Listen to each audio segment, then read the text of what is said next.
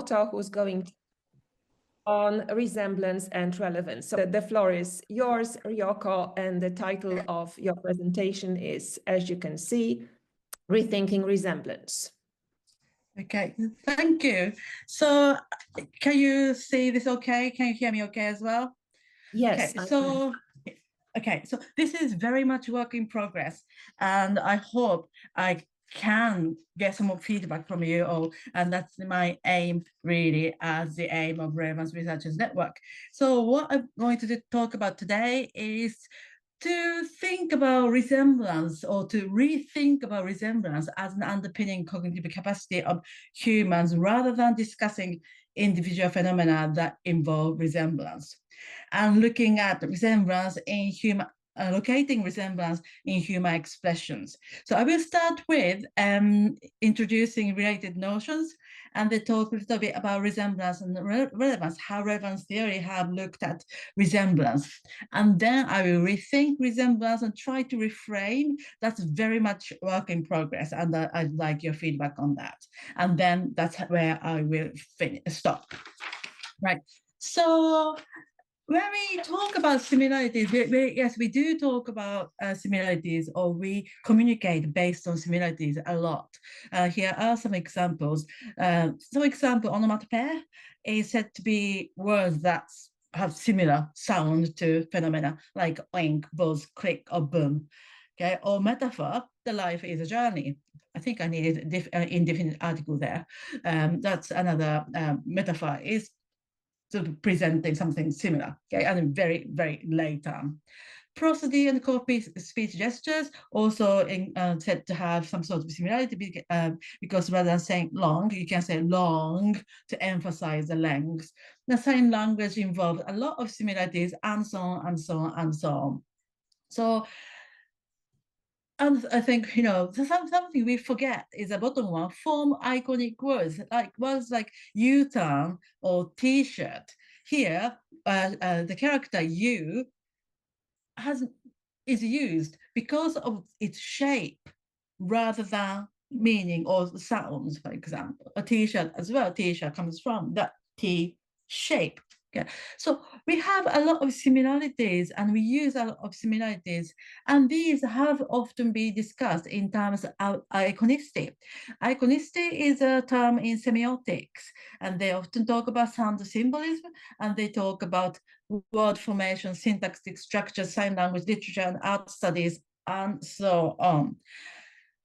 And they talk about iconicity in terms of the resemblance between two object or two representation. While in relevance theory, cognitive pragmatics, we focus on resemblance. So let's start with iconicity and see what talk about. Iconicity has been discussed as the resemblance between form and meaning, starting with Pierce 1932.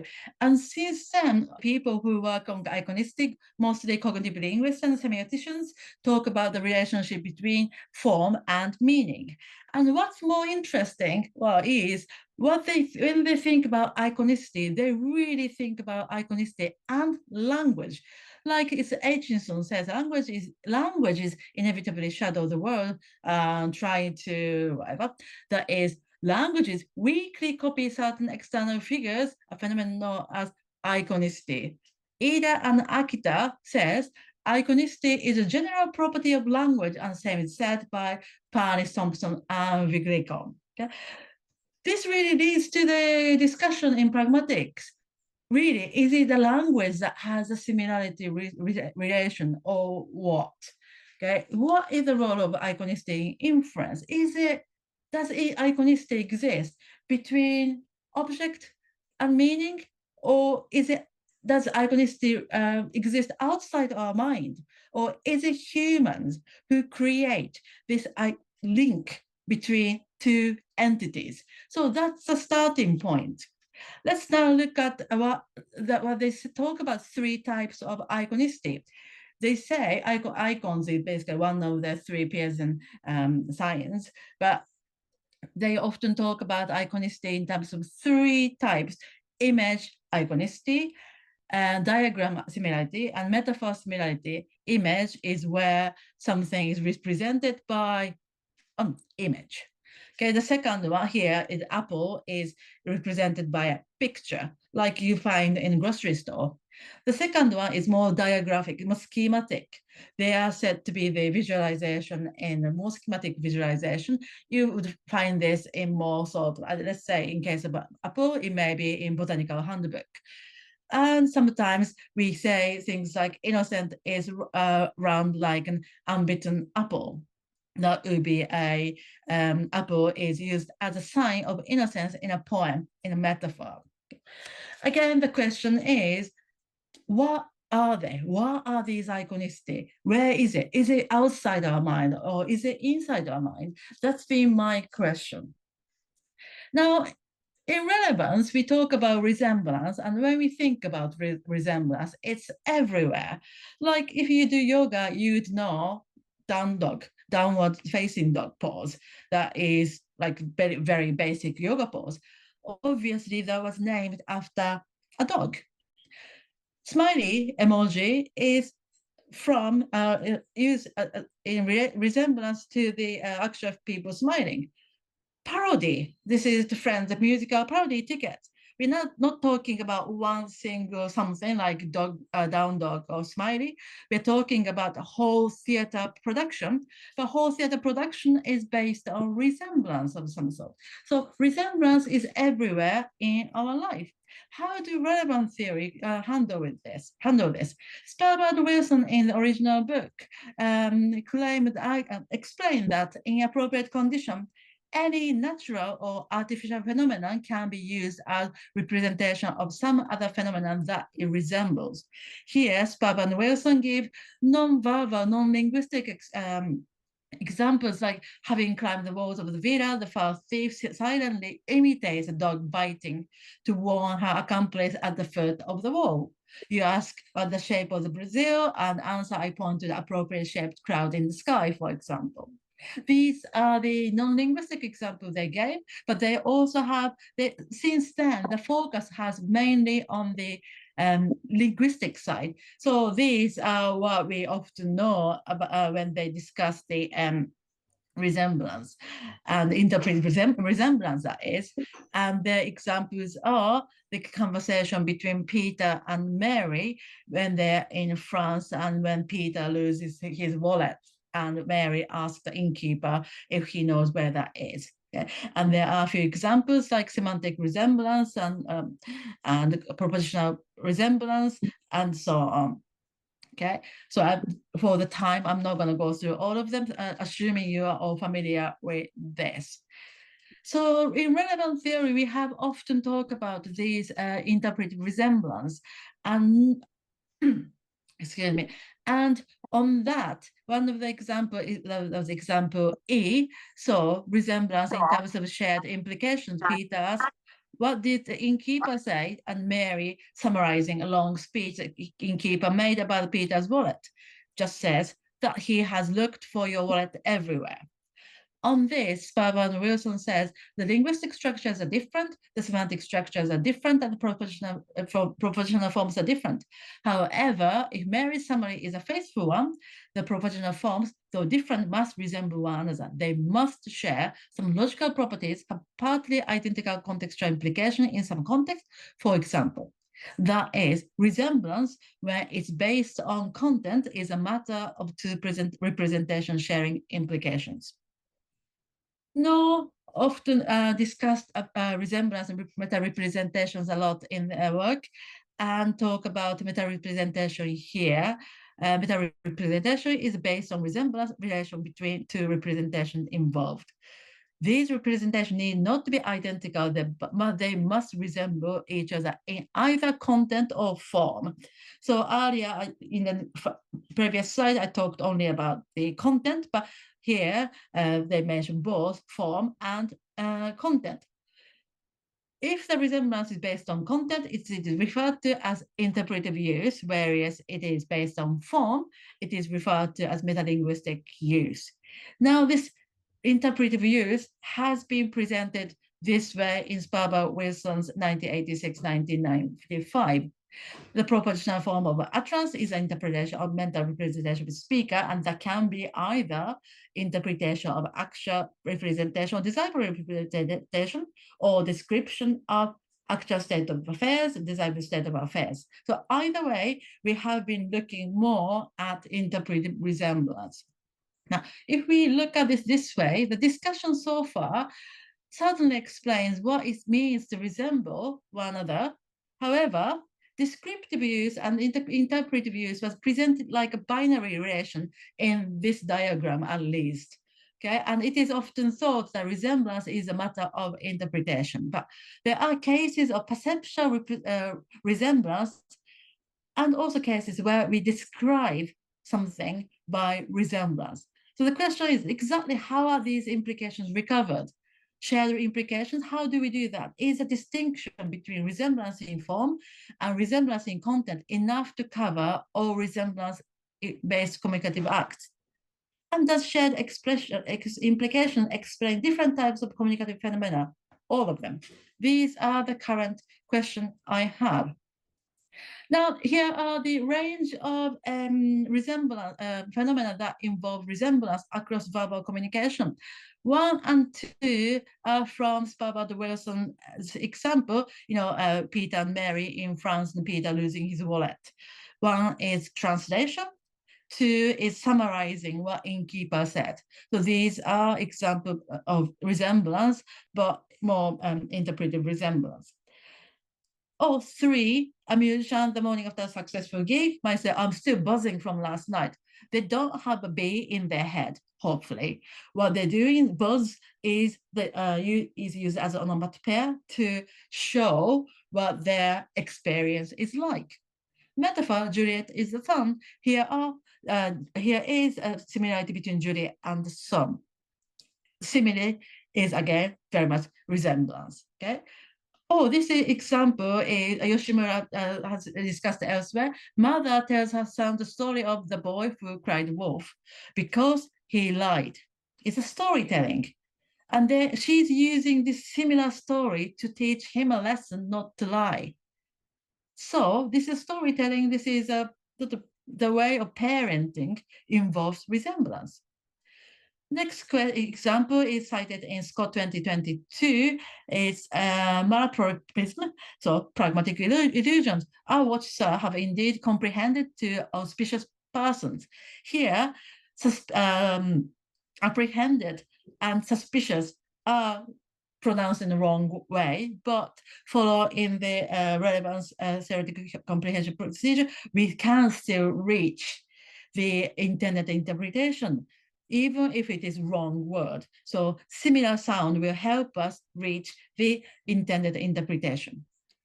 8, at a busy party, you mimic the act of drinking to ask for a drink. So it's completely non-verbal, it's based on gesture.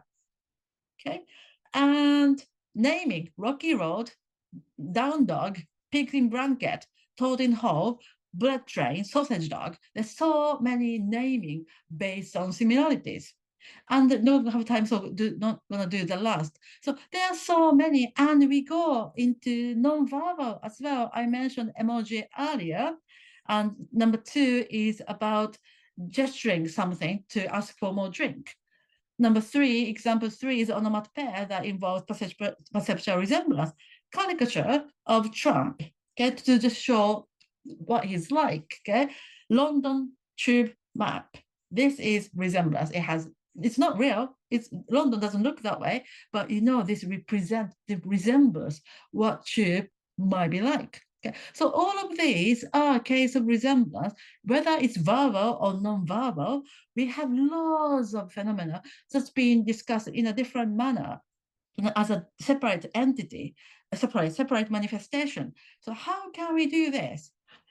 So we have to think different types of communicative phenomena involving resemblance, and not all requiring identifying resemblance as identifying as communication via virtue of resemblance, like translation, news report, summary. We don't even know if something is based on resemblance.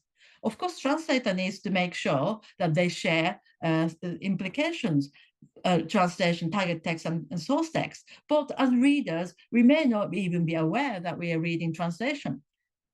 So not all is easy resemblance. Like something silly example like this, cars are like spoons. If I'm talking about the cars being able to pick things up easily, and I'm somehow relating that to spoon.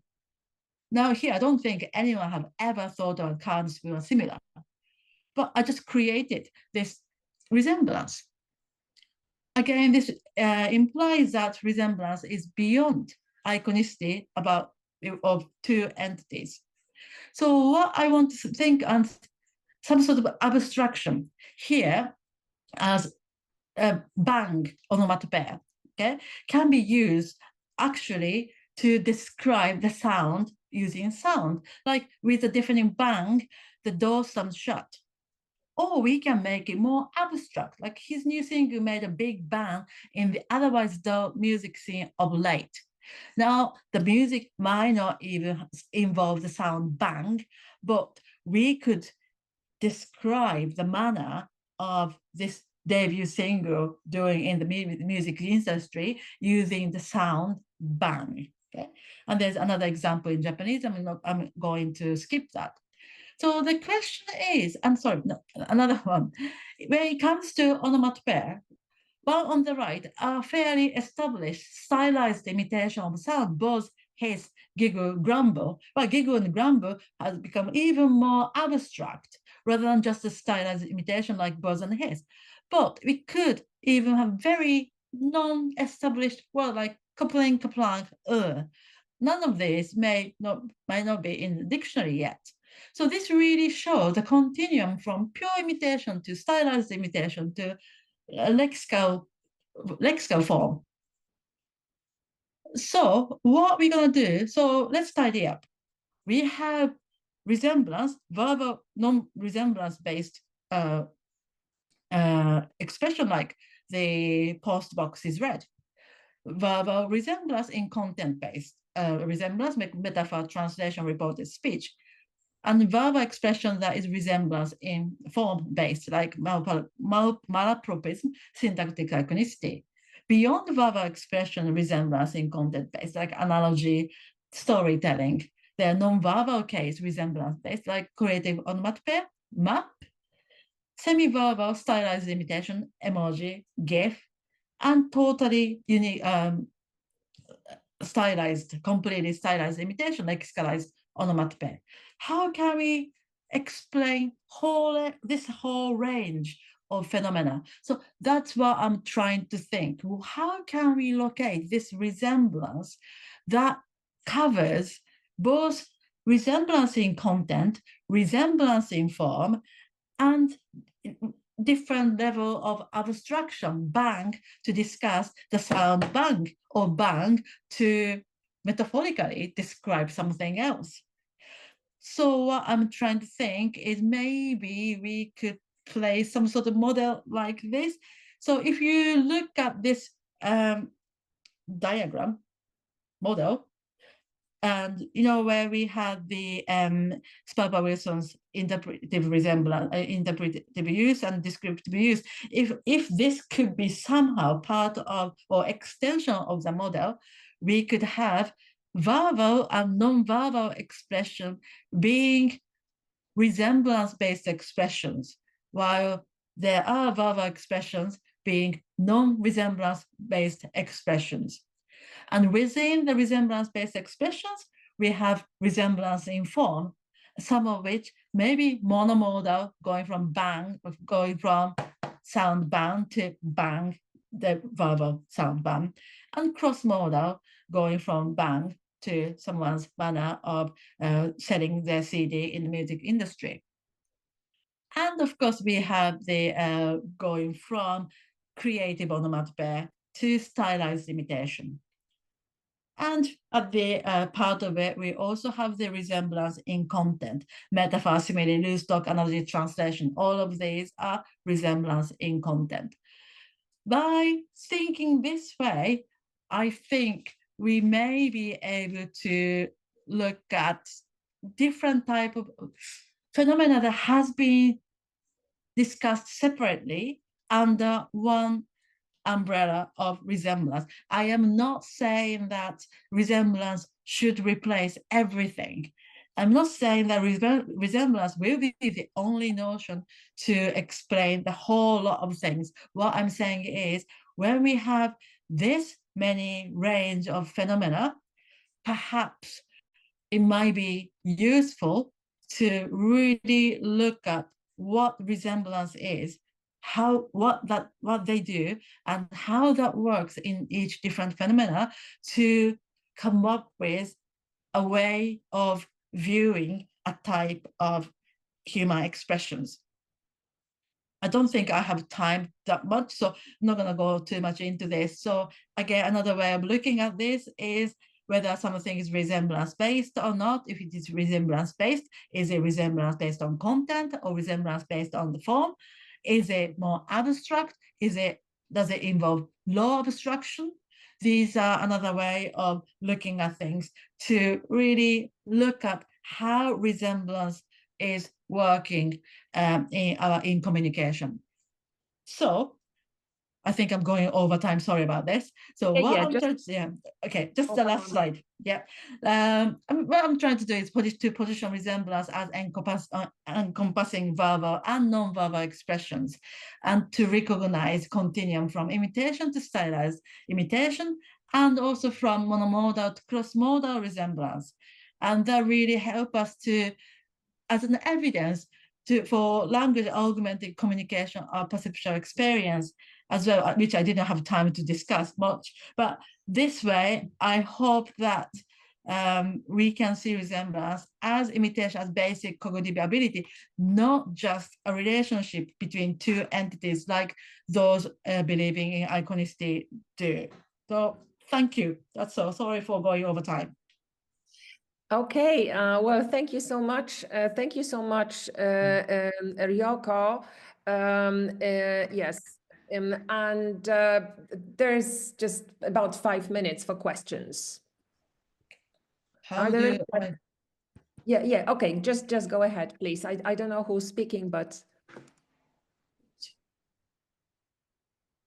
Okay, so okay, yes, now I can see you raising your hand. Okay, so please go ahead. I ask the question. Okay. Hello. Thank you very much. That was a great talk. I have about 2 points. Just one is really simple. The other is going to be a little bit more speculative. So the first question is, should we think of more sound-based things like, puns or something like that be somewhat different from these, in terms of resemblance, right? I mean, puns are a little bit different from onomatopoeia as well. So where would you place something like puns, for example? Yeah, actually, puns are in my slide in that model. I don't like the word model, but I think puns definitely have place in this resemblance set. And that's how we take advantage of similarity to create extra effects. So definitely, yes, puns are one of the things I would like to look into. Okay, perfect. So the other thing is about, I work in allegory, so it's really interesting to see analogy and story to be put, together. And I know the answer can only be kind of speculative, but it's about the order of abstractions happening, right? So for example, the mother, tells the story of the boy who cried wolf and trying to kind of accuse him for lying and teaching him not to lie anymore. So on the child side, what actually happens? So like, is there a direct connection between the situation and the story there? Or does he have to kind of abstract through like, okay, what's the story? Do we get the abstraction first and then, we apply it to the situation, or, we make the connection first and have the abstraction later? Or does that even matter? So. Yeah. Because those two processes seem to be somewhat different, right? Yeah. Yeah. Yeah. Yeah, I think you just mentioned abstraction, and there's quite a few work that needs to be done about abstraction itself. Like, what do we even mean by abstraction? They talk about, abstraction is a cognitive process where they extract the common characteristics, for example, and so on to whatever. So what does that mean in relevance theoretic term, and how where does that locate in our comprehension process? And yeah, you're right. Like when children are told all these stories, when do they realize, oh, actually, I'm being a boy who called wolf? Or do they realize at all? Or do they go like, what is the mother talking about? So I think there's a lot of things that needs to be discussed in abstraction. Yeah, you're right. So yeah, thank you. That's something I need to think more. Okay. Thank you so much. There's one more question, at least from Fabrizio, but is 1 minute enough to ask and answer? Because we have literally 1 minute. I think so. Thank you, Ryoko. Very quick. I was thinking, of the interpretation of an actual representation, so an actual thought or utterance. Yeah, examples such as reports, summaries, translation, and interpreting. I was thinking, what differs between these examples is their purpose in a way, right? So that we want to resemble it for different purposes. So in translation, we're trying to obviously resemble the original close enough for the hearer or the reader to be able to get an accurate enough idea of what is said or it's implied. So I don't know whether purpose it can be taken as a factor you can be factored in a way in your definition. What counts as enough resemblance, varying from context Sorry, to context. could we just move over to Ryoko? Okay, very quickly to answer, I think the purpose, yes, definitely. And sometimes purpose might not even be present a proper resemblance. The cars are like spoons, cars are spoons. I'm not even asking you to search for things themselves. I'm just getting audience to start looking. No, actually, I'm not putting this right. But yeah, purpose might be there, but sometimes resemblance might just be a tool to get audience to look for what my meaning beyond the similarity. That might be just something that's trigger the inference process. So again, these are purpose is another thing. Like translation, I think has been very specific requirement there, being a translation, interlingual translation, but something for me to think about. Thank you, but yeah. Okay. So once again, thank you so much, Ryoko, and let's move on to the next presentation.